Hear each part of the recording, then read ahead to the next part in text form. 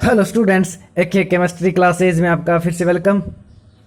और इस वीडियो में हम पढ़ेंगे एल्कोहल के CO बंध विखंडन के कारण अभिक्रियाएं।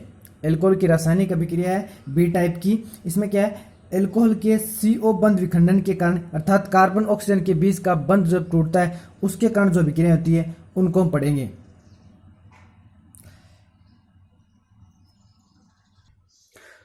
तो एल्कोहल की CO बंध विखंडन के कारण अभिक्रियाओं में एल्कोहल की क्रियाशीलता का बढ़ता हुआ क्रम इस प्रकार है।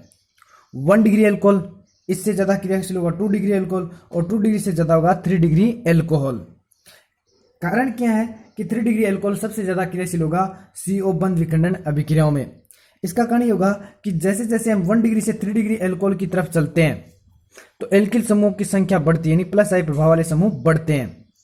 तो ये प्लस आई प्रभाव वाले समूह क्या करते हैं, यानी इस कार्बन से जुड़े रहेंगे तो इस कार्बन को बहुत सारा इलेक्ट्रॉन डोनेट कर देंगे, इलेक्ट्रॉन दे देंगे। जब इसको इलेक्ट्रॉन पर्याप्त मात्रा में हो जाएगा तो अब यहां से बॉन्ड क्या है, इस कार्बन और ऑक्सीजन के बीच में क्या होगा, रिपल्सन लगेगा। तो कार्बन ऑक्सीजन के बीच का बंध आसानी से टूट जाएगा, जिससे कार्बन पे क्या जाएगा, प्लस चार्ज हो जाएगा, कार्बोनियम आयन बन जाएगा। तो ये जो कार्बोनियम आयन है 3 डिग्री कार्बोनियम आयन सबसे ज्यादा स्थायी होता है। क्यों? क्योंकि 1 डिग्री से 3 डिग्री एल्कोहल की ओर जाते हैं तो एल्किल समूह की संख्या बढ़ती है, और एल्किल समूह का प्लस आई प्रभाव होने के कारण है वे क्या करते हैं, जो कार्बोनियम आयन बनता है, यानी 3 डिग्री कार्बोनियम आयन की बात करें तो उस 3 डिग्री कार्बोनियम आयन को स्टेबल कर देते हैं। कैसे? अपने इलेक्ट्रॉन दे करके कि कार्बन पे जो प्लस चार्ज आया है उसको पर्याप्त मात्रा में ये एल्किल समूह क्या दे देते हैं, इलेक्ट्रॉन दे देते हैं। जैसे 3 डिग्री कार्बोनियम कैटायन है, इसमें कितने एल्किल समूह होंगे, 3 होंगे। तो 3 एल्किल समूह इस कार्बन को क्या दे देंगे, इलेक्ट्रॉन दे देंगे, जिससे ये क्या हो जाएगा, कार्बोनियम आयन स्थायी हो जाएगा। हम बात कर सकते हैं 2 डिग्री कार्बोनियम आयन की। 2 डिग्री कार्बोनियम आयन में कितने एल्किल समूह होते हैं, 2 होते हैं। तो वो क्या करते हैं, इसको इलेक्ट्रॉन देने वाले 2 ही है, 2 एल्किल समूह है तो थोड़ा कम स्थायी होगा। 1 डिग्री हम बात करते हैं तो इसमें क्या होगा, जो एल्किल समूह है इलेक्ट्रॉन देने वाला एक ही है, इसलिए थोड़ा और भी कम स्थायी होगा। तो 3 डिग्री कार्बोनियम आयन सबसे ज्यादा स्थायी होता है, क्योंकि इसमें जो तीनों एल्किल समूह है वो तीनों के तीनों इस कार्बन को क्या दे देते हैं, इलेक्ट्रॉन दे देते हैं, जिससे ये 3 डिग्री कार्बोनियम आयन क्या हो जाता है, आसानी से स्टेबल या स्थायी हो जाता है। ठीक है, तो ये होगी एल्कोहल की हेलोजन अम्लों के साथ, ये एल्कोहल की अभिक्रियाशीलता क्रम है CO बंध विखंडन अभिक्रिया में। अब इसमें सबसे पहले जो रिएक्शन पढ़ रहे हैं वो हेलोजन अम्लों के साथ अभिक्रिया एल्कोहल की। तो इसमें भी क्या होते हैं कि हेलोजन अम्ल है, HX है, HBr, जैसे HBr, HCl, HI, वो एल्कोहल के साथ अभिक्रिया करके एल्किल हैलाइड या हेलो एल्केन बनाते हैं, एल्किल हैलाइड तथा हेलो एल्केन बनाते हैं। अब देखो हेलोजन अम्लों की क्रियाशीलता का भी क्रम देखते हैं इस अभिक्रिया के प्रति। तो HCl है वो सबसे कम क्रियाशील होगा। क्यों? क्योंकि H और Cl के बीच में बंध दूरी कम है। HBr इससे ज्यादा क्रियाशील होगा। क्यों? क्योंकि हाइड्रोजन और ब्रोमीन परमाणु के बीच में बंध दूरी ज्यादा है।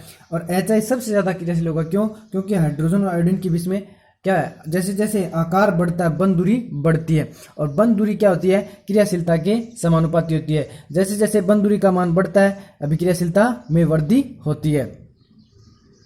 तो हेलोजन अम्लों में HI है, इसमें बंध दूरी सबसे ज्यादा है, इसलिए क्रियाशीलता भी क्या होगी, सबसे ज्यादा। HCl में बंध दूरी सबसे कम है, इसलिए क्रियाशीलता भी क्या होगी, सबसे कम होगी। बंध दूरी समानुपाती है अभिक्रियाशीलता। तो आकार बढ़ने पर बंध दूरी बढ़ती है, बंध दूरी बढ़ने पर बंध आसानी से टूटता है, और जब बंध आसानी से टूटता है तो अभिक्रियाशीलता भी क्या होती है, ज्यादा होती है, अर्थात अभिक्रिया क्या हो जाती है, आसानी से हो जाती है। अब देखते हैं इसकी केमिकल रिएक्शन, देखते नहीं अभिक्रिया देख लेते हैं। ये कोई एल्कोहल जैसे एथेनॉल है, C2H5OH, ठीक है, इसकी अभिक्रिया हम करवा रहे हैं HCl के साथ।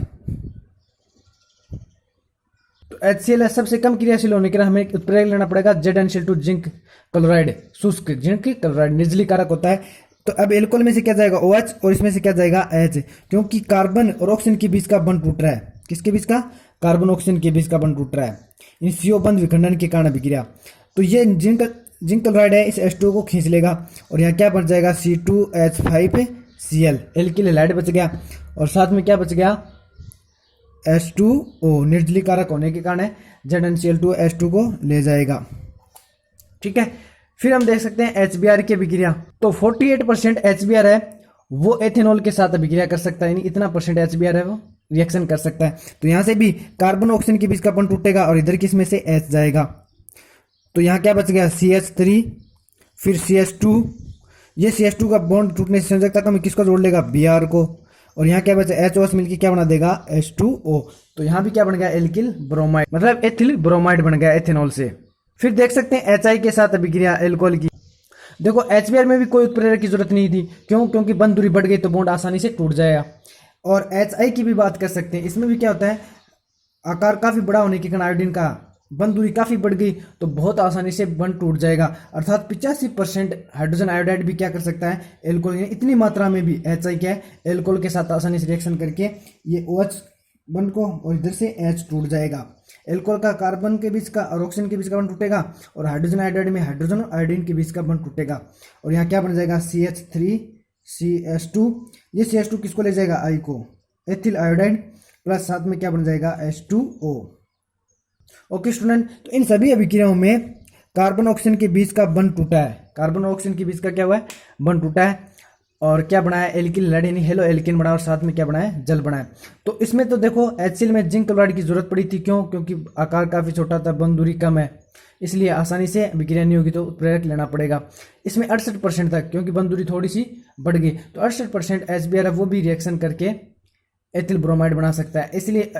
और इसी प्रकार 85% HI है वो एल्कोहल के साथ रिएक्शन करेगा, यहाँ भी किसी उत्प्रेरक की जरूरत नहीं होती है और एथिल आयोडाइड बना देता है। ओके स्टूडेंट, ये थी हेलोजन अम्लों की एल्कोहल के साथ अभिक्रिया।